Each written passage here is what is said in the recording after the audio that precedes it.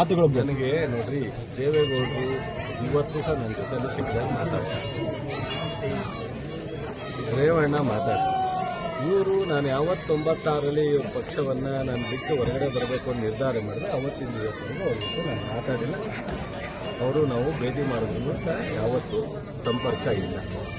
ಅದು ಅವ್ರಿಗೆ ನಮಗೇನು ಯಾರ ಬಗ್ಗೆನೂ ದ್ವೇಷ ಇಲ್ಲ. ರಾಜಕಾರಣ ಅಥವಾ ವಿಶ್ವಾಸ, ಗಂಡ ಹೆಂಡತಿನೇ ಬೆಳಗ್ಗೆ ಡೈವರ್ಸ್ ಆಗುವಂಥ ಕೆಟ್ಟ ಕಾಲ, ಅಪ್ಪ ಮಕ್ಕಳೇ ಒಂದು ಕಡೆ ಬದುಕುವಂಥ ಕಾಲ. ರಾಜಕೀಯ ಪಕ್ಷದಲ್ಲಿ ಇವರು ಹೆಗಡೆ ಜೊತೆ ಎಷ್ಟು ದಿವಸ ಇದ್ರು, ಬೊಮ್ಮಾಯಿ ಜೊತೆ ಎಷ್ಟು ದಿವಸ ಇದ್ರು, ಪಟೇಲ್ರ ಜೊತೆ ಎಷ್ಟು ದಿವಸ ಇದ್ರು, ಅಲ್ಲಿಂದ ವೈಕೆ ರಾಮಯ್ಯನಿಂದ ಹಿಡಿದು ಇಲ್ಲಿವರೆಗೆ ನಮ್ಮವರೆಗೂ ಯಾರ್ಯಾರ ಜೊತೆ ಇದ್ರು, ಯಾಕೆ ಇವ್ರನ್ನೆಲ್ಲ ಬಿಟ್ಟೋದ್ರು ಅವರು? 3 ಪಕ್ಷ ಚೇಂಜ್ ಆಯಿತು. ಜನತಾ ಪಕ್ಷ ಆಯಿತು, ಜನತಾದಳ ಆಯಿತು, ಸಾಜಪ್ಪ ಆಯಿತು, ಜಾತ್ಯತೀತ ಆಯಿತು. ಇದೆಲ್ಲ ಹೆಂಗೆ ಬದಲಾವಣೆ ಆಯಿತು?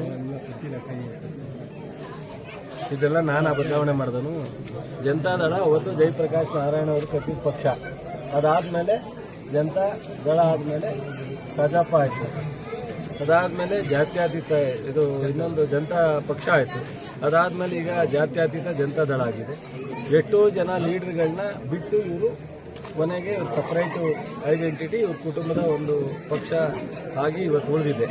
ಇದನ್ನು ಇತಿಹಾಸ ಹೇಳಬೇಕಲ್ಲ. ಅವರು ಸಿದ್ದರಾಮಯ್ಯನವ್ರು ಬಿಟ್ಟು ಬಂದಿದ್ದಾಲಿ, ವೈಕೆ ರಾಮಯ್ಯನವ್ರು ಬಿಟ್ಟು ಬಂದಿದ್ದಾಲಿ, ಯಾರು ನಮ್ಮ ಗೋವಿಂದೇಗೌಡರು ಚಿಕ್ಕಮಗಳೂರು, ಮತ್ತು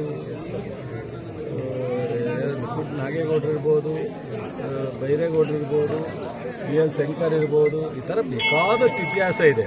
ಅದನ್ನೆಲ್ಲ ನಾನು ಇದೆಲ್ಲ ಹಿಸ್ಟ್ರಿನಲ್ಲಿ ರೆಕಾರ್ಡ್ ಆಗಬೇಕು ಅಂದರೆ ಅಸೆಂಬ್ಲಿನಲ್ಲಿ ಚರ್ಚೆ ಅಂದರೆ ಜೆಡಿಎಸ್ ಅವರು ಒಂದು ಪಕ್ಷದ ಜೊತೆ ಸ್ಥಿರವಾಗಿರಲ್ಲ ಅಂತಾರೆ ಸರ್. ನೀವೇ ಹೇಳಬೇಕು, ನಾನು ಯಾಕೆ ಹೇಳಿ? ಇಲ್ಲ, ಅವರೇ ಹೇಳಬೇಕು. ನಾವು ಈ ಥರ ಇಲ್ಲಲ್ಲಪ್ಪ ನಾವು ಇದ್ದೋ ಅಂತ. ಈಗ ಹೆಗಡೆ ಅವರು ಎಷ್ಟು ದಿವಸ ಚೆನ್ನಾಗಿದ್ರು, ಜಯಂತ್ ಪಟೇಲ್ರು ಅವರು ಎಷ್ಟು ದಿವಸ ಚೆನ್ನಾಗಿದ್ರು, ಸೊ ವೈಕೆ ರಾಮಯ್ಯನವ್ರ ಜೊತೆ ಯಾಕೆ ಶಾಶ್ವತವಾಗಿ ಚೆನ್ನಾಗಿರೋಕ್ಕಾಗಲಿಲ್ಲ? ಇದನ್ನೆಲ್ಲ ಅವರೇ ಹೇಳ್ಬೇಕಲ್ಲ ದಣಿ, ನಾನು ಹೇಳಕ್ಕಾಗತ್ತಾ?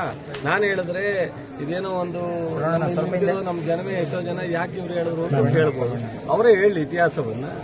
ಅದರಿಂದ ಇದು ಅಸೆಂಬ್ಲಿನಲ್ಲಿ ಚರ್ಚೆ ಆದ್ರೆ ಬಹಳ ಸೂಕ್ತವಾದಂತ. ಅಸೆಂಬ್ಲಿಗೂ ಬರಲಿಲ್ಲ, ಅಸೆಂಬ್ಲಿಗೆ ನಾನು ಬರೋದು ಹೋಗಿದ್ದಾರೆ, ಇನ್ನೂ ಉನ್ನತ ಸ್ಥಾನಕ್ಕೆ ಹೋಗಿದ್ದಾರೆ ಮಂತ್ರಿಯಾಗಿ. ಅದಕ್ಕೋಸ್ಕರ ನಾನು ನಮ್ಮ ಮಾಧ್ಯಮ ಸ್ನೇಹಿತರಿಗೆ ಹೇಳಿದ್ರೆ ಅವ್ರು ಬರಕ್ ರೆಡಿ ಇದ್ರೆ ನಿಮ್ಮ ಮುಂದೆ ಇಲ್ಲೂ ಆಹ್ವಾನ ಕೊಡ್ತಾ ಇದ್ದಾರೆ. ಅವರು ಬರಕ್ ರೆಡಿ ಇದ್ರೆ ಎಲ್ಲರೂ ಒಂದು ಪ್ಲೇಸಲ್ಲಿ ಫಿಕ್ಸ್ ಮಾಡಲಿ. ಯಾರು ಒಬ್ರು ಚೆನ್ನಾಗಿರೋರು ಮೀಡಿಯಾದವ್ರು ಯಾರು ನಮಗೆ ಅವ್ರಿಗೆ ಕಾಮನ್ ಫ್ರೆಂಡ್ ಇದ್ದೇ ಇರ್ತಾರಲ್ಲ, ಅವರು ಯಾರಾದ್ರೂ ಸರಿ ನೀನೇ ಮಾಡ್ಬೋದು. ನಾ ತಪ್ಪೇನಿದೆ? ಕಾಮನ್ ಫ್ರೆಂಡ್ ನನಗೆ ನೀನು ನನಗೂ ಒಯ್ದಿಯಲ್ಲ, ಅವ್ರಿಗೂ ಒಯ್ದಿಯಲ್ಲ. ನೀನು ಒಂದು ನಿಗದಿ ಮಾಡಿಸು, ಅವ್ರನ್ನೂ ಕೇಳು, ನನ್ನ ಕೇಳು, ಯಾವ್ದಾರು ಒಂದು ಟೈಮ್ ಫಿಕ್ಸ್ ಮಾಡು, ಎಲ್ಲರೂ ಸರಿ ನಾವು ಬರಕ್ಕೆ ರೆಡಿ ಇದ್ದೀವಿ. ಅವಾಗ ಅದಕ್ಕೆ ಒಂದು ಏನಾಗುತ್ತೆ, ಈಗ ನಮ್ಮ ತಮ್ಮಣ್ಣ ಇಲ್ಲಿ ನಿಂತವ್ರೆ, ನಾನು ಅಲ್ಲೆಲ್ಲೋ ಕಾರಣದ ತಮ್ಮಣ್ಣನ ಬೈಬಿಟ್ಟು ಹೋಗೋದು ಹೊರದಲ್ಲ. ತಮ್ಮಣ್ಣ ಎದುರುಗಡೆ ಚರ್ಚೆ ಆಗುತ್ತೆ. ಅವಾಗ ಅವ್ರೇನು ಹೇಳ್ತಾರೆ, ನಾನೇನು ಹೇಳ್ತಾರೆ ಜನಕ್ಕೆ ಗೊತ್ತಾಗಬೇಕು. ಅದಕ್ಕೋಸ್ಕರ ನಾನು ಈಗ ಇಟ್ಟಂಡ್ರೆ ಅಂತಾರೆ ಎಷ್ಟು ಬೇಕಾದ್ರೂ ಹೇಳ್ಬಿಡ್ಬೋದು. ಅವ್ರ ಇತಿಹಾಸ ಹೇಳೋದು ನನಗೇನು ಗೊತ್ತಿಲ್ವೇ? ನನ್ನ ಹತ್ರನೂ ಇದೆ. ನಾನು ಪೆನ್ನಲ್ಲಿ ಇಟ್ಕೊಂಡಿಲ್ಲ, ನಾನೆಲ್ಲ ನನ್ನ ತಲೆಯೊಳಗೆ ಇದೆ ಸರ್. ಅವಾಗ 20 ವರ್ಷದ ಇತಿಹಾಸನೂ ಇದೆ ನನಗೆ. ಬುಕ್ಕು ಬರೀಬಲ್ಲೆ, ಅಸೆಂಬ್ಲಿಲೂ ಚರ್ಚೆ ಮಾಡಬಲ್ಲೆ, ಸೊ ಅವಕಾಶ ಕೊಟ್ಟರೆ ಎದುರುಗಡೆನೂ ಚರ್ಚೆ ಮಾಡಬಲ್ಲೆ. ಬಟ್ ಅದನ್ನೆಲ್ಲನೂ ಬಹುಶಃ ನಾನು ನನ್ನ ಜನದ ಗೌರವವನ್ನು ಕಾಪಾಡ್ತಕ್ಕಂಥದ್ದು ನನ್ನ ಧರ್ಮ, ನನ್ನ ಜಿಲ್ಲೆಯ ಗೌರವವನ್ನು ಕಾಪಾಡ್ತಕ್ಕಂಥದ್ದು ನನ್ನ ಧರ್ಮ, ನನ್ನ ಕ್ಷೇತ್ರದ ಮತದಾರರ ಗೌರವವನ್ನು ಕಾಪಾಡ್ತಕ್ಕಂಥದ್ದು ನನ್ನ ಧರ್ಮ. ಅದನ್ನೆಲ್ಲನೂ ಮೀರಿ ಅವರಿಗೆ ನನ್ನ ಚಲುವರಾಯ ಸ್ವಾಮಿ ಬಗ್ಗೆ ಯಾವುದೇ ಥರದ ನನ್ನ ನಾಲಿಗೆಯನ್ನು ಹೆಂಗೆ ಬೇಕಂಗೆ ಆಡಿಸಿ ಅವ್ರ ಗೌರವವನ್ನು ಕಳೀಲಿಕ್ಕೆ ನಾನು ರೆಡಿ ಇಲ್ಲ.